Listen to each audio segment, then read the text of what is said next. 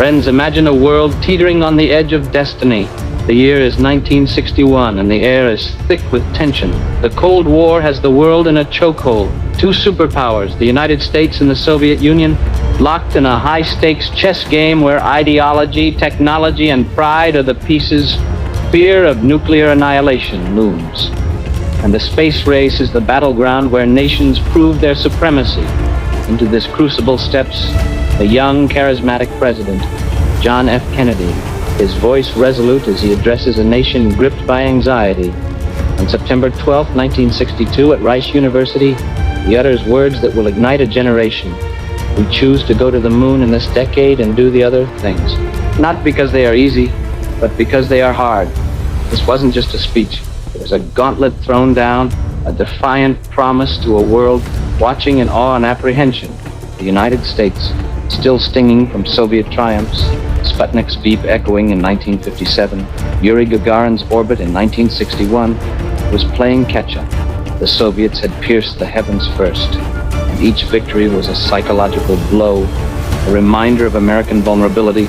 In an era where technological dominance meant survival, Kennedy's challenge was audacious, almost reckless. Land a man on the moon and bring him safely home before the 1960s ended. It was a deadline that seemed impossible, a dream that demanded the full weight of a nation's ingenuity, resolve, and resources. The task fell to NASA, a fledgling agency born just 3 years earlier in 1958, now thrust into the spotlight to achieve the unimaginable. The Apollo program became the crucible for this ambition, a monumental effort that would redefine what humanity believed was possible. Billions of dollars, over $25 billion, equivalent to more than $150 billion today, poured into the project. Entire industries sprang to life. Scientists, engineers, and mathematicians worked around the clock, their slide rules and early computers humming with calculations. The Saturn V rocket, a 363-foot behemoth, was designed to hurl humans beyond Earth's grasp. Its 7.5 million pounds of thrust could shake the ground for miles, a testament to raw power harnessed by precision. The rocket's 3 stages, each a marvel of engineering, had to perform flawlessly to propel the spacecraft into orbit and beyond.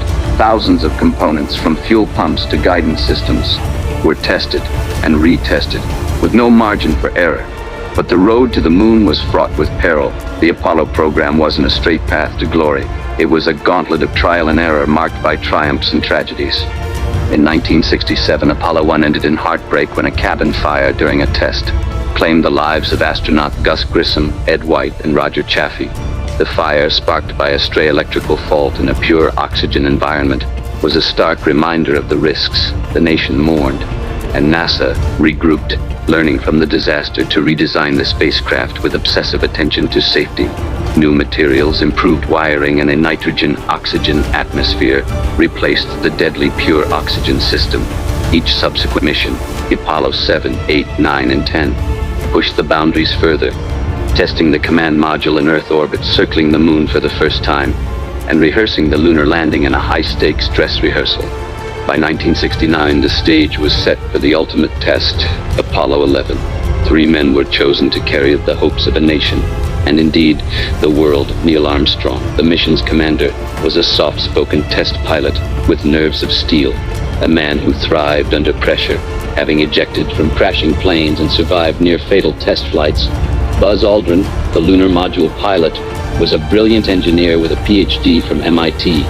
Driven by a relentless pursuit of scientific precision, his mind attuned to the complex orbital mechanics that would guide their journey. Michael Collins, the command module pilot, was the unsung hero, destined to orbit the moon alone, a solitary guardian ensuring the mission's success.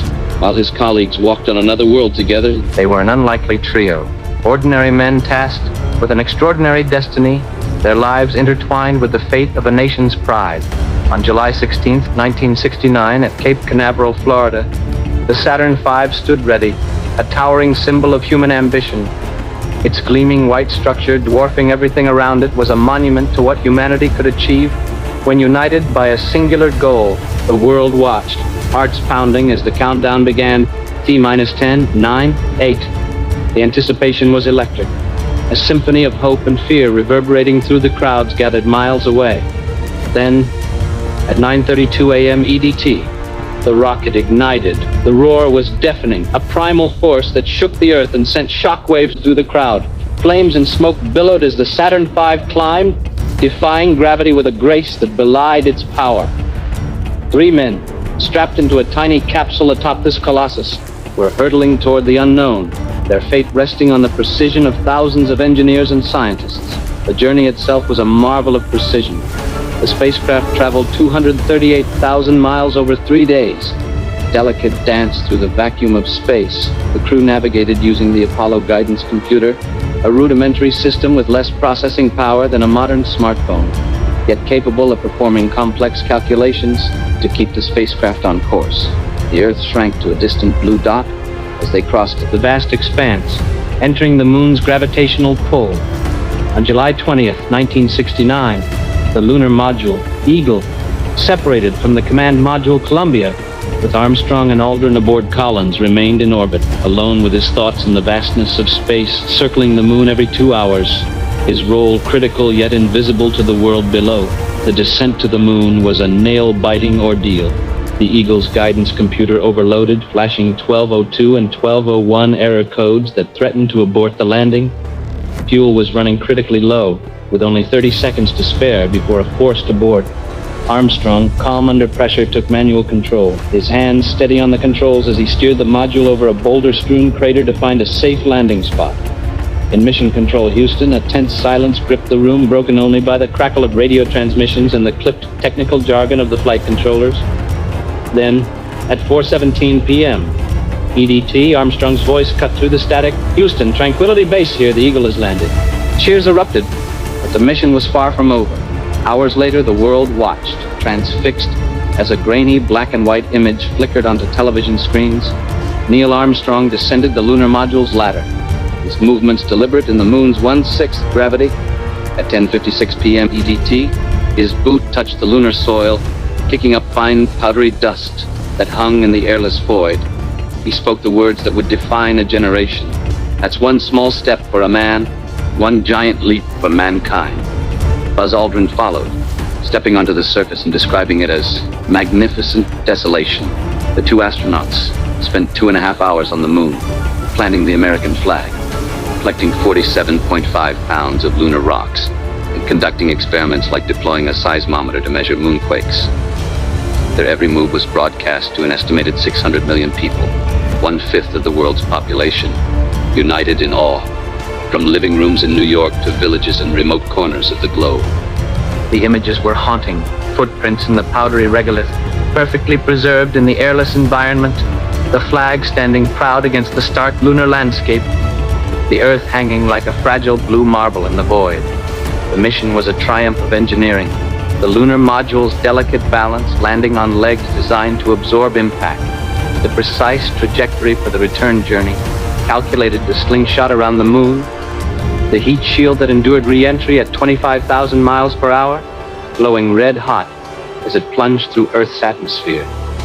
On July 24th, 1969, the crew splashed down in the Pacific Ocean, their capsule bobbing in the waves as recovery ships closed in. They were greeted by a hero's welcome, ticker tape parades, and a world forever changed. The United States had done it, humanity had touched another world, but even as the world celebrated, whispers of doubt began to emerge. The ink on the headlines was barely dry when questions, unsettling, persistent, and provocative, started to surface. If the moon landing was such a monumental achievement, why did NASA stop sending humans to the moon after Apollo 17 in 1972?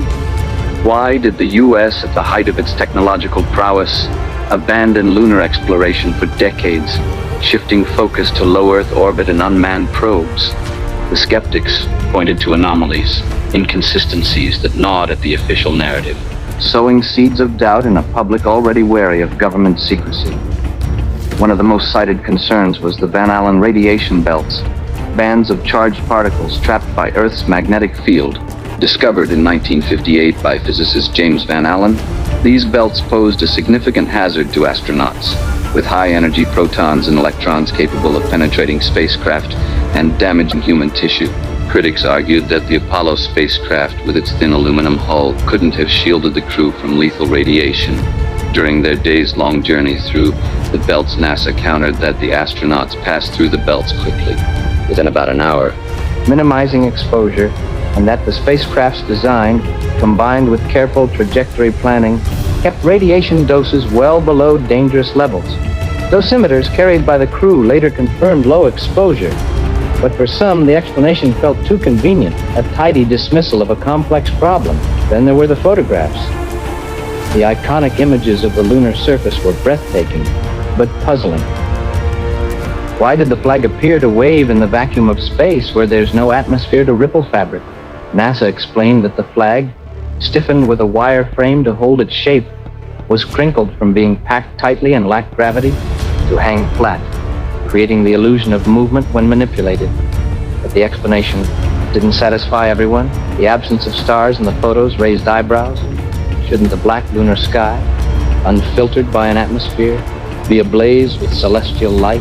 NASA clarified that the camera's exposure settings, optimized for the brightly lit lunar surface, couldn't capture faint starlight without overexposing the foreground. Astronauts themselves reported seeing stars with the naked eye, but the cameras told a different story. Still, the questions persisted. The shadows in the images were another point of contention.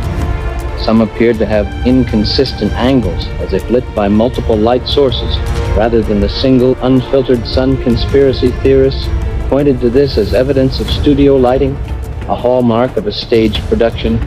NASA responded that the moon's reflective surface, scattered with highly reflective regolith, and its uneven terrain could create complex shadow patterns, bending light in unexpected ways.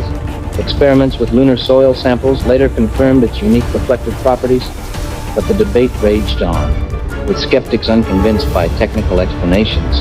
Perhaps the most perplexing issue was the missing telemetry data and the lost original tapes. The raw tracking data from Apollo 11, which could have provided definitive proof of the mission's trajectory, was reportedly incomplete or missing, with some records allegedly destroyed in routine data purges.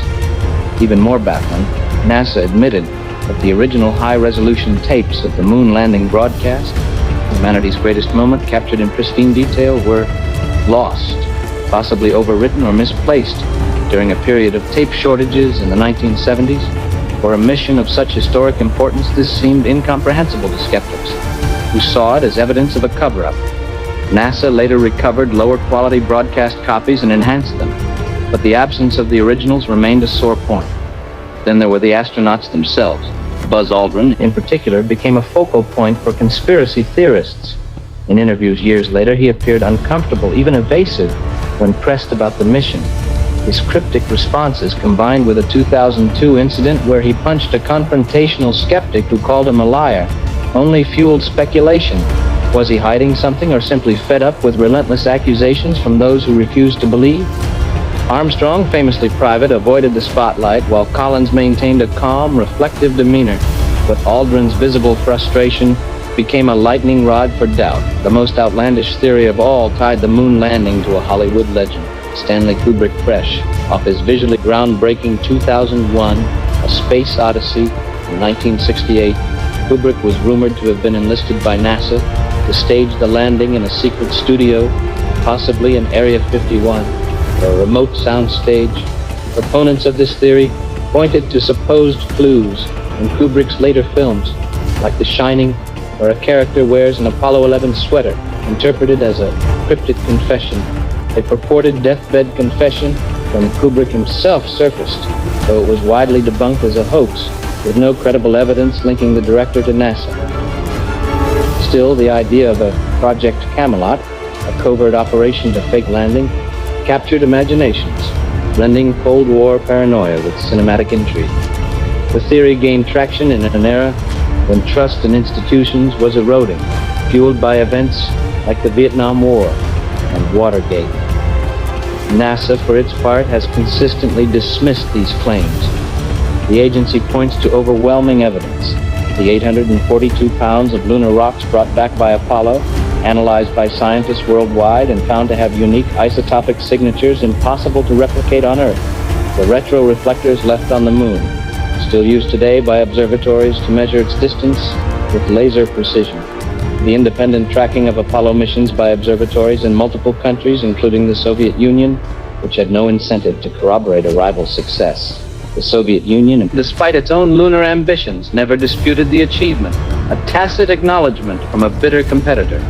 Yet NASA's reluctance to engage deeply with skeptics, often brushing off questions as fringe nonsense, has for some only deepened the mistrust, leaving room for doubt to fester. So, what does it all mean?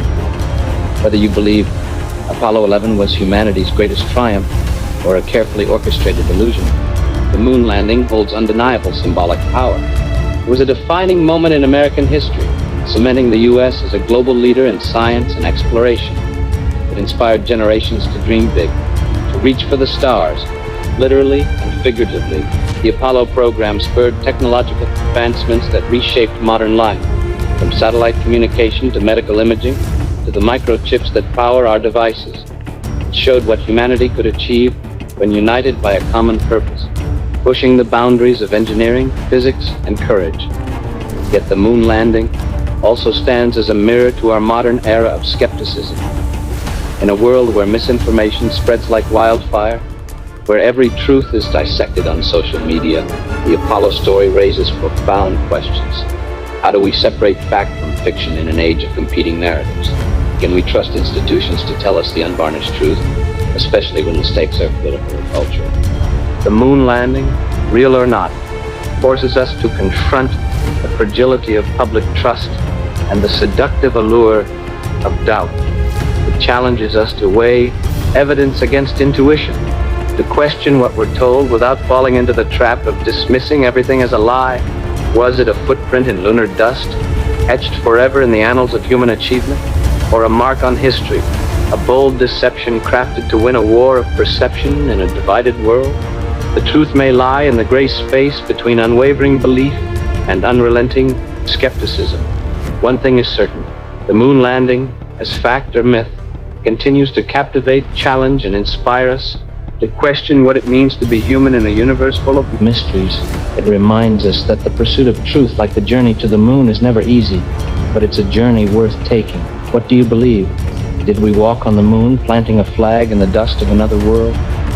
Or did we weave a story to outshine the stars?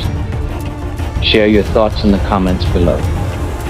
If you're fascinated by the truth, the mystery, and the history they never taught us, hit like, subscribe, and ring that notification bell to dive deeper into the shadows.